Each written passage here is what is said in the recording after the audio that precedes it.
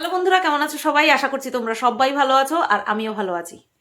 গতকালকে লাস্ট যে ভিডিওটা করেছিলাম সেটা করার পরে তোমাদেরকে বলেছিলাম যে নেক্সট ভিডিওটা করার পরে আমাকে অনেকক্ষণ পজ নিতে হবে, কারণ যেই আর কি ওটাকে কি বলে, ভাবের গভীরে আমি ডুব দিয়েছি, সেখান থেকে উঠে আসতে সময় লাগবে। আর তার জন্য আমি ওই ভিডিওটা করেছি, তাও তখন 8টা সাড়ে 8টা বাজে, ঠিক আছে। আর এখন আমি যখন ভিডিও করছি তখন বাজে রাত 11:15। তো এই এতটা গ্যাপের মধ্যে কি আমার সেই ফিলিংসটা কি উধাও হয়ে গেল? আরে আমৃত্যু থাকবে ওই ফিলিংস। তার সাথে সাথে তোমরা যেই মানে রিপ্লাই করেছো, আমি না ভাবতেই পারিনি। এক তো আমি ভাবতেই পারিনি, হ্যাঁ জানি যারা কিনা রেগুলার আমার ভিডিও দেখে, ভালোবাসে, আমি একটা দিন একটা বেলা যদি গায়েব হয়ে যাই তাহলে তারা চিন্তা করে, তারা দেখবে, তারা ফুল ভিডিও দেখবে, ঠিক আছে, ফুল ভিডিও দেখবে, তারা তাদের মতামত জানাবে। কিন্তু এই ভিডিওটা আমি অত রাত্রে পোস্ট করেছি, বিশেষ করে আবার শনিবার রবিবার ভিডিওর রিচ একেবারে ডাউন থাকে। তো সেই মানে দিক থেকে বিচার করতে গেলে তুলনামূলকভাবে ভিডিওটা কিন্তু ভালো রিচ পেয়েছে, কারণ তোমরা দেখেছো ভিডিওটা। আর এত সুন্দর সুন্দর মানে কমেন্ট, যে আমি সেখান থেকে যে ওই যে বলেছি পজ নেব, পজ নিয়ে নিজেকে আবার তৈরি করব নেক্সট কন্ট্রোভার্সি করার জন্য, তোমাদের কমেন্ট দেখে আমি ভাবছি আমি তো কিঞ্চিত খানিক বলেছি, শৈশবের স্মৃতির, শৈশব বলো কৈশোর বলো সব মিলিয়ে আর কি কিঞ্চিত খানিক তোমাদের সাথে শেয়ার করেছি। আর তোমরা একের পর এক কমেন্টে, সুতপা রুমাল চুরির কথা বললে না, তারপরে এক একজনের স্মৃতি শেয়ার করেছো। কারো 2 বোন 1 ভাই, সেই ভাই আর নেই, কারোর বাবা মা নেই এখন, আর পৃথিবীতে বেঁচে নেই। তো এই সমস্ত সব সব সব কমেন্ট এখন 11:15 বাজে যত কমেন্ট এসেছে আমি সব কমেন্ট ফুল পড়েছি। আর আমার এত ভালো লেগেছে, মানে আমি যে আমার ফিলিংসটা তোমাদের সাথে শেয়ার করেছি, সেই ফিলিংসের গুরুত্ব দিয়ে তোমরা যে নিজেদের ফিলিংস শেয়ার করেছো এই কন্ট্রোভার্সি চ্যানেলে, এইটা মানে আমার সেরা পাওনা। এটা আমার সেরা পাওনা যে আমি তোমাদের মানে নার্ভসটাকে আমি ধরতে পেরেছি, আমি আমার ফিলিংসটা শেয়ার করে তোমাদের সাথে তোমাদের নার্ভসটাকে নাড়া দিতে পেরেছি। আমার এত ভালো লেগেছে তোমাদের কমেন্টগুলো পড়ে, তোমাদের সত্যি বলে বোঝাতে পারবো না। আর তোমরাও যে এরকমভাবে মানে আমার বিষয়টাকে রিলেট করতে পারবে, আমি কিন্তু 100% শিওর ছিলাম। আমি কিন্তু তোমাদেরকে বলেছি যে আমরা 90 দশকের মানে সব বাচ্চা কাচ্চা, আমাদের ফিলিংস একই থাকবে, একই থাকবে। হ্যাঁ, যারা আমরা গায়েগঞ্জে থেকেছি তাদেরটা সিমিলার হবে, বাট যারা শহরে ফ্ল্যাটে কাটিয়েছে তাদেরটা একটু ডিফারেন্ট হবে, কিন্তু ম্যাক্সিমাম কিন্তু সব সেমই হবে। তো আমি তোমাদের এই হিউজ পরিমাণ রেসপন্স এবং পিওর রেসপন্স পেয়ে আমি সত্যি ভাবছি, সত্যি কন্ট্রোভার্সি চ্যানেলে আমি আমার ফিলিংস শেয়ার করেছি, সেখানে এত মানুষ সাড়া দিয়েছে। আর কিছু মানুষ তো লিখেছে, সুতপা কোনোদিন কমেন্ট করি না, আজকে কমেন্ট করলাম। এত ভালো লেগেছে কি বলবো, মানে আমার যে মানে ফিলিংস সেটা যে একেবারেই বৃথা যায়নি, তোমাদের কমেন্টগুলি কিন্তু তার পরিচয়। তো যাই হোক, এবার সেখান থেকে আবার back to the controversy. Title thumbnail দেখে বুঝতেই পেরে গেছো মারুকে নিয়ে কথা বলছি, ভিডিও করতে এসেছি। গতকালকে যে ফার্স্ট ভিডিওটা করেছি সেখানে অনেকে তোমরা ভালো কমেন্ট করেছো, এমনিতে যারা করে তারা তো ভালো কমেন্টই করেছে। নতুন নতুন দেখলাম বেশ কিছু কমেন্ট আমার কমেন্ট বক্সে এসেছে, যারা কিনা আমাকে মানে ওটাকে কি বলে বলো না, অ্যাপ্রিসিয়েট করেছে যে তুমি কত সুন্দর করে কথাগুলো বলছো। আমি অ্যাকচুয়ালি এইভাবেই কথা বলতে চাই। পরিস্থিতি এমন এমন হয়ে যায় যার জন্য কিনা কোনো সময় হয়তো হার্শ হয়ে যায়, রুড হয়ে যায়, মিথ্যে কথা সহ্য করতে পারি না, তো ওই কারণের জন্য ধরো আমরা দেখতে পাচ্ছি যেটা, সেটাকে পুরো স্পষ্ট খালি চোখে দেখতে পাচ্ছি, তার জন্য কোনো ওই পজ করে ওটাকে কি বলে স্লো করে ফাস্ট করে এই সমস্ত করতে হচ্ছে না, ডাইরেক্ট দেখতে পাচ্ছি। সেটাকে যখন ঘোরানো হয় তখন গিয়েই ওই এই তুই কি বললি, এই ওটা এরকমটা হয়ে যায়। তো যাই হোক, তো বলছো যে ভালো করে করছি, হ্যাঁ এরকম করেই করতে চাই, এরকম করেই যেন করতে পারি। আর সবচেয়ে বড় বিষয়টা কি জানো তো, যে এত শান্তভাবে কথা বলছি তার কারণ হচ্ছে পারিপার্শ্বিক যেই সমস্ত বিচলিত করতো যে সমস্ত জিনিসগুলো, সেইগুলোকে পুরোটা ইগনোর করে দিয়েছি, পুরোটা একেবারে। হ্যাঁ, তো সেই কারণের জন্য আর অসুবিধা হয় না। না বুড়া শুনো, না বুড়া দেখো, না বুড়া বলো। তো যদি না দেখি না শুনি বলার তো প্রশ্নই আসে না, তাই না? তার মধ্যে থেকে যদি কিছু ইম্পর্টেন্ট কিছু দেখি, যেটাতে কিনা হ্যাঁ দেখি যে লজিক আছে, তখন সেটা আমি দেখতে যাই।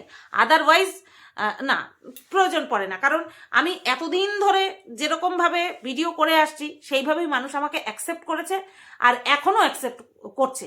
ভবিষ্যতেও যদি যতদিন করব ততদিনই তোমাদের কাছে অ্যাকসেপ্টেন্স থাকবে আমার, আমি জানি, ঠিক আছে? তো সেই কারণে সবসময় যে সবার ভিডিও দেখি তা না, সে হোক ব্লগার বা হোক কন্ট্রোভার্সি ক্রিয়েটার। তো এইবার গতকালকে মারু যে ভিডিওটা করেছে সেইখানটায় আবার সেই যারা ওকে আর কি বলছে বারবার, কেউ এসে রান্না করে দিয়ে যাচ্ছে, কেউ এসে এটা করে দিয়ে যাচ্ছে, তাদের উদ্দেশ্যে একটা ঠুকে ভালোভাবে থাম্বনেলে লিখেছে যে আমি শুধু খাই আর ঘুমাই, বাকি কাজ লোকে এসে করে দিয়ে যায়। আচ্ছা, ওরা হেল্পিং হ্যান্ড রেখেছে বললো, তাই না? আচ্ছা, এটা একটা মিথ্যে কথা বলেছে যে ওরা হেল্পিং হ্যান্ড রেখেছে। ওরা যদি হেল্পিং হ্যান্ড রাখে তাহলে এই রান্নাঘর মুছছে, কারণ হচ্ছে ওই যে তেল তেল পড়েছিল সেই কারণের জন্য আবারও রান্নাঘর মুছছে। যেদিন শ্বশুর বাড়ির থেকে এসেছে সেই দিন মালতী মেশো ঘর মুছে দিয়েছে, হয়তো সেই সময় হেল্পিং হ্যান্ড আসেনি তার জন্য। আমার কথা হচ্ছে হেল্পিং হ্যান্ড এর আগে যখন মারু রেখেছিল তখন তো আমাদেরকে দেখিয়েছিল। হেল্পিং হ্যান্ডকে লুকিয়ে রাখা খুব বেশি মানুষ এরকমটা করেনি না ওয়াইটিতে, কিছু কিছু মানুষ করেছে। তার কারণ আজও স্পষ্ট নয় যে যারা কিনা হেল্পিং হ্যান্ড তাদেরকে লুকিয়ে রাখার কারণটা কি, তাই না? আমাদের মলিনাদিকে যদি কেউ আমার ভিডিও যারা দেখে রাস্তায় যদি দেখে ঠিক বুঝতে পারবে এই তো সুতোপাদির বা সুতোপার বাড়িতে যেই মহিলা কাজ করে এই তো সেই মলিনাদি, তাই না? অনেকে আবার লুকিয়ে রাখে, তা মারু হঠাৎ করে লুকিয়ে রাখছে কেন সেটাই বুঝতে পারছি না। তো এইরকম একটা টাইটেল থাম্বনেল দিয়েছে যে আমি তো খাই আর ঘুমাই আর আমার বাড়িতে এসে লোক কাজ করে দিই। তো সকালবেলা একসঙ্গে চাটা খেলো, তারপরে বেরিয়ে গেল কোথায়, বাজার করতে। তো বলছে সবসময় তো হ্যাঁ ঘুরতে বেরোতো, তো শুধু বাজার করতে হোক বা যেখানেই হোক শুধু বাড়ির থেকে বেরিয়ে যেত। এবার সেই অভ্যাসটা তো এত সহজে যাওয়ার নয় না, পুরোপুরি যাবে যখন কোলে চলে আসবে নান্না মুন্না, তখন কিন্তু এই অভ্যাসটা পুরোপুরি চলে যাবে। তো এবার বলছে আর আমি আজকে নিজেকে বেঁধে রাখতে পারলাম না, তা চলে গেছে শপিং করতে। কিছু গ্রসারি আইটেম শপিং করেছে, আর হচ্ছে মাংস নিয়েছে। বাবা মাংস খেতেও পারে, আরে ভালো খায়, ওই যে আমি বলি না ভালো খাই বলে ডেলি, প্রায় ডেলি এত খাওয়া যায়। যাই হোক, বয়স আছে, ওই খাওয়া নিয়ে আবার কিছু বলা যাবে না। মারু আবার বলে তো তোমাদের কি শিক্ষা খাওয়া নিয়ে, বলছে না খাওয়া নিয়ে বলছি না আমি, এত মানে অরুচি আসে না মুখে। যাই হোক, তো এবার এটা কিন্তু ভালো সাইন, এটা কিন্তু ভালো সাইন যে মারু এই খেতে পারছে। তবে এখনো এই যে খেতে পারছি না গা গোলানি ভাব, এটার সময় এখনো পার হয়ে যায়নি, তাই না? যতদূর মনে হয় মারু মেবি 1 মাস ঊর্ধ্বে 2 মাসের প্রেগনেন্ট, ঠিক আছে? 1 মাস ঊর্ধ্বে 2 মাস, এর থেকে বেশি নয়।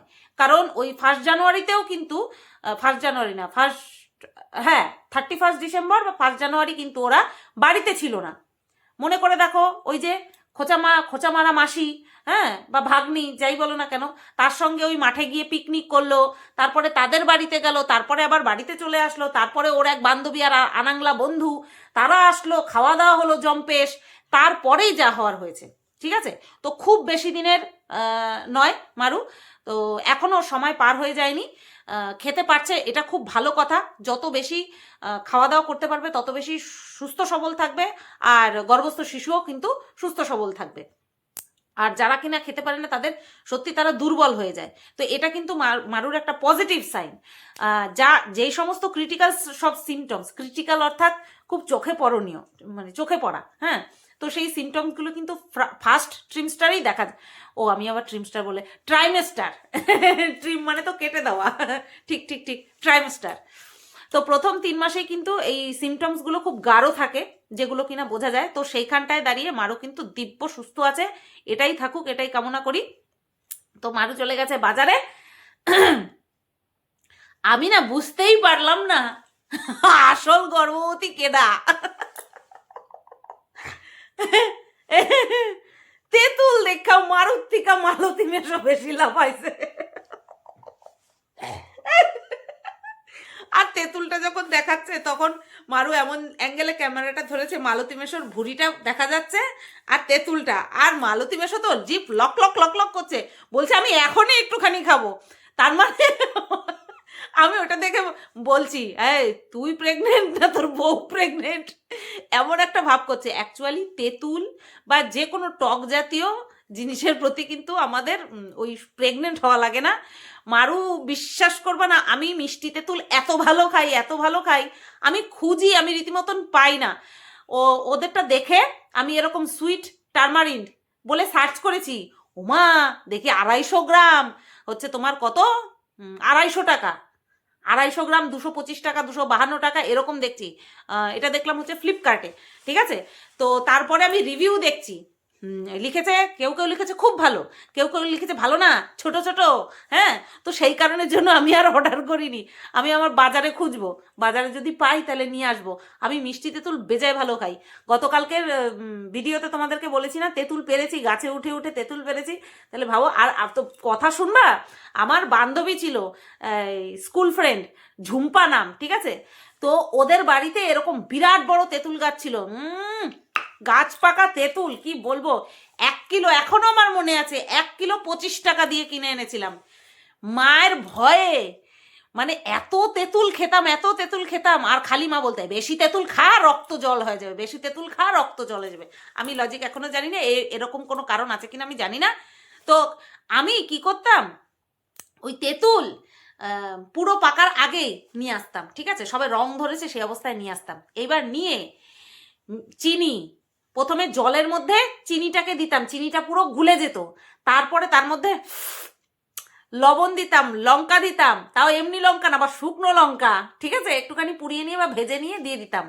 দিয়ে নিয়ে এবার একটা বাটির মধ্যে নিয়ে বালিশের তলায় রাখতাম, মা ঘুমায় পড়বে, তারপরে বালিশের তলার থেকে নিয়ে যখন ঘরে থাকতাম তখন ওইভাবে লুকায় লুকায় খেতাম। আর বাইরে গেলে তো ছেড়েই দাও, বাইরে গেলে তো এরকম পুরো মুঠ করে নিয়ে খাচ্ছি তো খাচ্ছি।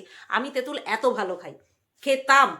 আর এখন যখন আমাদের বাড়িতে তেঁতুল আনে, সেটাকে কি করে, প্রথমে শুকানো হয়, তারপর সেই দানাগুলোকে ছাড়িয়ে শুধু মাংসগুলোকে একটা কাচের বয়মের মধ্যে বা বোতলের মধ্যে রেখে দেওয়া হয়। তো যখন ওই ওপরে দেওয়া হয়, ভুলে ভ্রান্তিতে একটা কোয়া নিয়ে মুখে দিই। আগে এত খেয়েছি, তবে হ্যাঁ, মিষ্টি তেঁতুল বেজায় ভালো লাগে। আমি অবশ্যই খুঁজবো, আমার প্রচণ্ড লোভ লেগে গেছে ওই দেখে। আবার যখন ওই মারুক খাওয়া দেখাচ্ছিল না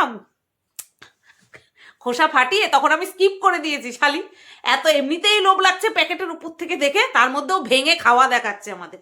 তো সেটাই আমি দেখছিলাম আর হাসছিলাম মালতী মেশোর তেঁতুল দেখে ওরকম করাতে। তো যাই হোক, বাজার টাজার করে বাড়িতে আসলো, বাড়িতে আসার পরে তারপরে রান্না বান্না স্টার্ট হয়েছে। তার আগে দেখালো এই কি যেন বলে, কি কি নিয়ে এসেছে। তারপরে হচ্ছে তোমার মাংস রান্না করছে, বেতো শাক হবে, আর হচ্ছে মাংস। মাংস যখন কি যেন বলে, আলু যখন ভাজছে, আমি দেখছি কতগুলো তেল, বাবা রে বাবা। আমি তো জানি ওরা প্রচণ্ড তেল খায় এই সমস্ত জিনিস, মাংস বলো, মাছ বলো, তারপরে হচ্ছে তোমার আরে বলো না, পাঙাশ মাছ, উড়িয়ে বাবা। আমরা যেমন ঝোল বানানোর জন্য জল দিই, ঝোল করার জন্য ওরা সেরকম তেল দেয়, মানে তেলের ঝোল, তেল ঝোল বলে না, তেলের ঝোল, এত তেল আমি নিজের চোখে দেখেছি। আমি রীতিমতন ভয় পেয়ে গেছি, তেলের মধ্যে ভাসছে, জল নাই, তেলের মধ্যে ভাসছে। তো সেরকমই দেখলাম, আলুগুলো দিয়ে তারপরে ওই মানে আলু ভাজছে, তারপরে মাংস রান্না করলো, বেতো শাক রান্না করলো, এই করে নিয়ে তারপরে কোন দোকানদার কীরকম, কার বিহেভিয়ার কীরকম, সেই সমস্ত কিছু আমাদেরকে বললো। সবাই সমান হয় না, কেউ কেউ আছে প্রচণ্ড খ্যাকা, খ্যাক খ্যাক খ্যাক খ্যাক করে, আবার কেউ আছে কথাতেই একেবারে ভিজায় দেবে। মানে আমি বিবাহবার্ষিকের সময় যেই গয়না কিনতে গেছিলাম, ওই ব্যক্তি, ওই লোকের ব্যবহার এত মিষ্টি, এত মিষ্টি, সে কথা বলার আগে দিদি বলে, কথা বলার মাঝখানে দিদি বলে, আবার কথা বলা শেষ করার পরে দিদি বলে। মানে হ্যাঁ দিদি, হ্যাঁ দিদি, ভালো দিদি, হ্যাঁ দিদি, ওই দিদি, এইটা এই দিদি, ওইটা এই দিদি, মানে দিদি দিদি দিদি বলতে বলতে।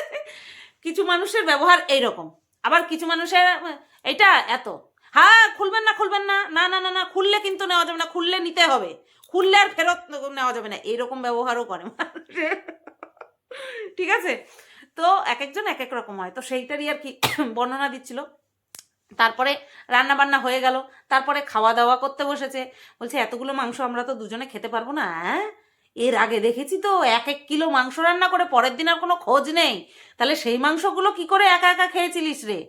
এই যে কথায় কথায় যে মাঝে মধ্যে মিথ্যে কথা বলে দিস, এই কারণের জন্যই তাই মাঝে মধ্যে কিরে এরকমটা সুরটা টানতে হয়, তাই না?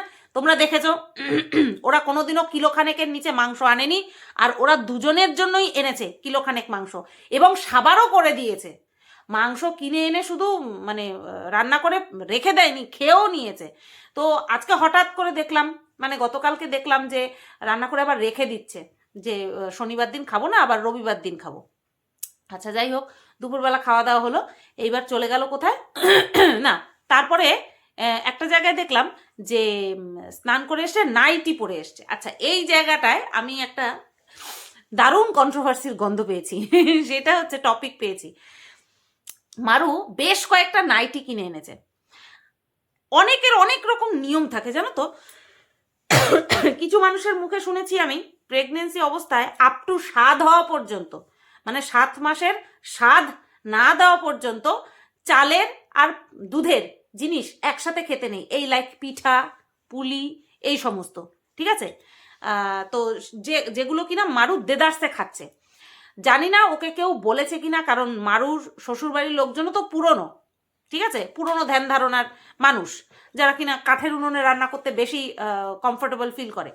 তো তারা কি বলেনি মারুকে যে দুধের জিনিস চালের জিনিস একসাথে মিশিয়ে খেতে নেই স্বাদ না দেওয়া পর্যন্ত?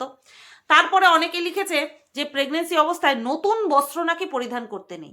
আমি এগুলো কিচ্ছু জানি না, যেহেতু আমার ব্যক্তিগত অভিজ্ঞতা নেই তাই আমি জানি না, কিন্তু এগুলো কিন্তু কমেন্ট বক্সে দেখেছি।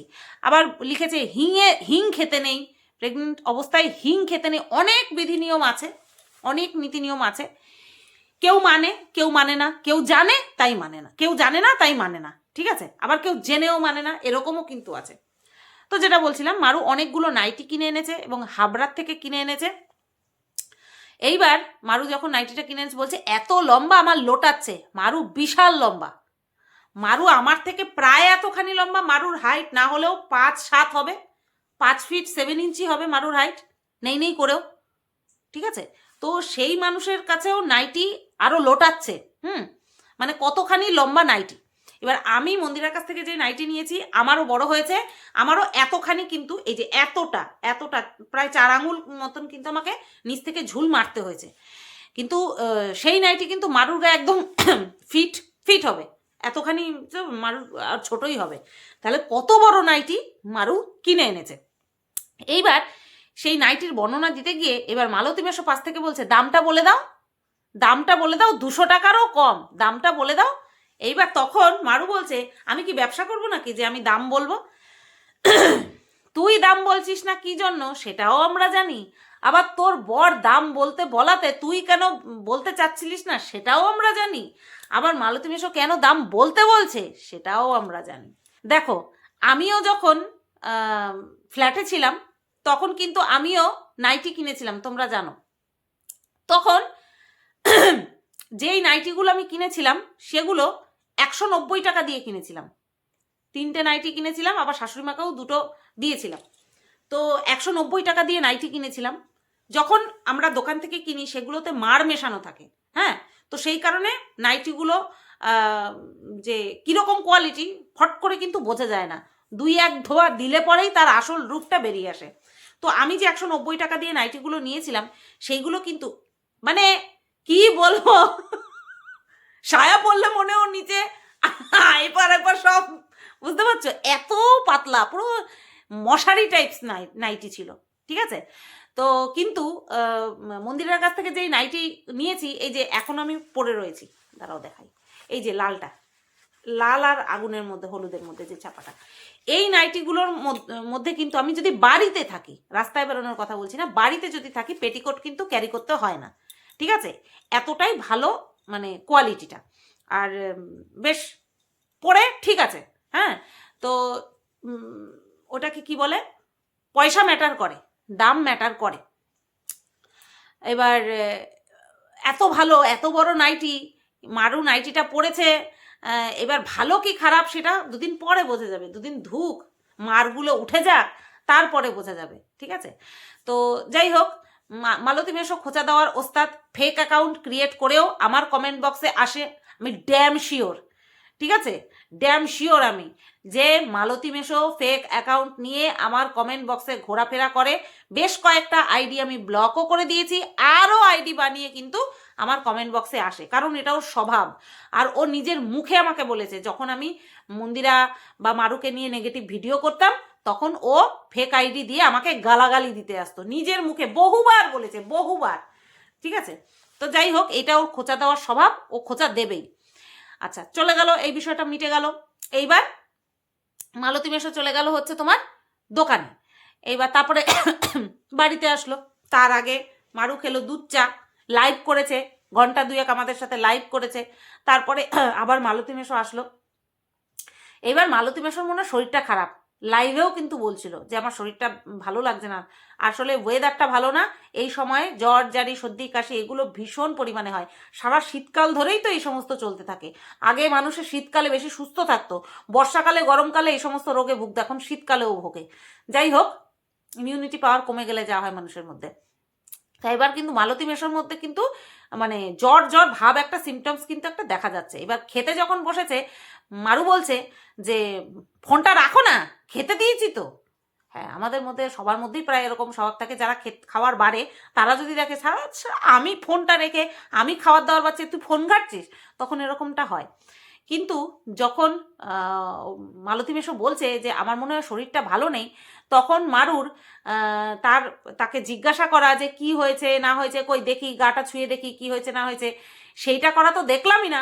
সোয়েটারটা খোলো, ও বলছে অস্বস্তি করছে, বল সোয়েটারটা খোলো। মালতী মেশো বলছে আমি সোয়েটার খুলবো না, আমার ঠান্ডা লাগছে, জ্বরটা এসে না, জ্বর আসেনি, হাতটা দিয়ে ধরে না, জ্বর আসেনি। অথচ পরের দিন যখন লাইভ করছে তখন কিন্তু বলেছে যে ওর শরীরটা ভালো না। হ্যাঁ, সেই দিনের ভিডিও এখন আমাদের কাছে আসেনি, আসবে সেই দিনের, অর্থাৎ গতকালকের ভিডিও এখনো আসেনি, আসবে। সেখানটায় লাইভ করছিল যখন বলছিল যে ওর শরীরটা ভালো না। মালতী মেশো মারুর শরীর খারাপে আগো গুলু ফল খেতে রেখে যাচ্ছে না খাও, এতটা কেয়ার করেছে, যেটা কিনা ক্যামেরাবন্দি হয়েছে। আর মারু এরকম করছিস তুই, ছি ছি ছি ছি, এত করা কিন্তু ভালো না, দেখ তোকে কত সেবা শুশ্রূষা করছে, তুই এরকম করছিস। এইবার খাওয়া দাওয়া হয়ে গেল, ভাত রয়েছে, ভাত বলছে এই ভাত কিন্তু তুমি খাবা, বাসি ভাত কিন্তু তুমি খাবা। মানে কেউ মনে হয় আর কিছু বলছে না ওর বাসি খাওয়া নিয়ে, ওর জন্য এইভাবে বলছে। তাই এবার খাওয়া দাওয়া হয়ে গেছে, এবার ঝোল দিয়ে বাইরের কুকুরগুলোকে খেতে দেবে, শুধু ঝোল দিয়ে। আরে যে মাংস রেখে দিলি, 2 পিস মাংস দেওয়া গেল না, শুধু ঝোল দিয়ে মেখে দিয়ে দিলি, ভাত বেশি ছিল বলে ঝোল দিয়ে মাখিয়ে দিলি। কই প্রত্যেক দিন তো শেয়ার করিস না যে প্রত্যেক দিন খেতে দিই, হাঁড়িতে ভাত থাকুক কি না থাকুক আমরা কম খেয়েও খেতে দিই, যেদিন বেশি ছিল সেদিন ওই ঝোল দিয়ে মাখিয়ে খেতে দিলি, 2 টুকরো মাংসও তো দিতে পারতি। হুম হুম আচ্ছা, এবার যখন খেতে দিতে যাচ্ছে কুকুরগুলোকে, তখন বলছে যে পেটটা হাইডাই করছে, মাংস খেয়েছি, কোল্ড ড্রিঙ্কস হলে ভালো হতো। তখন বলছে কোল্ড ড্রিঙ্কস তো আছে ঘরে, 1 মাস আগে যে আনা হয়েছিল। বলে কি 1 মাস আগের আনা কোল্ড ড্রিঙ্কস ওরা এখন খেয়েছে? জানি না খেয়েছে কিনা, দেখায়নি, কিন্তু বলছিল ভিডিওতে যে কোল্ড ড্রিঙ্কস আনা রয়েছে, 1 মাস আগে কোল্ড ড্রিঙ্কস আনা রয়েছে। আমি তো শুনেই ভাবছি বাবা, 1 মাস আগের আনা কোল্ড ড্রিঙ্কস এখন খাবে। যাই হোক, আমরা যারা তোমরা সাবধান করছো তারা তো করছোই, যতটুকু মানার মানছে আর যতটুকু না মানার মানছে না। এবার আমরা তো কনফার্ম যে আমরা মাসি পিসি কাকি জেঠি এইসব হতে চলেছি, তাই না? তো দেখা যাক আর কতদিন মধু আন্টির সঙ্গে মারুর দূরত্ব বজায় থাকে, নাকি আগত অতিথি আগত নাকি কি বলে ওটাকে, আসছে যে অতিথি সেই সব দূরত্ব ঘুচিয়ে আবার একই ফ্রেমে তোমাদেরকে দেখাতে পারে কিনা, সেটাই দেখার বিষয়। এই ভিডিওটা আপাতত এই পর্যন্তই রাখলাম। সবাই তোমরা ভালো থেকো, সুস্থ থেকো, আর হ্যাঁ, কেমন লাগলো অবশ্যই কমেন্ট করতে ভুলো না। টাটা।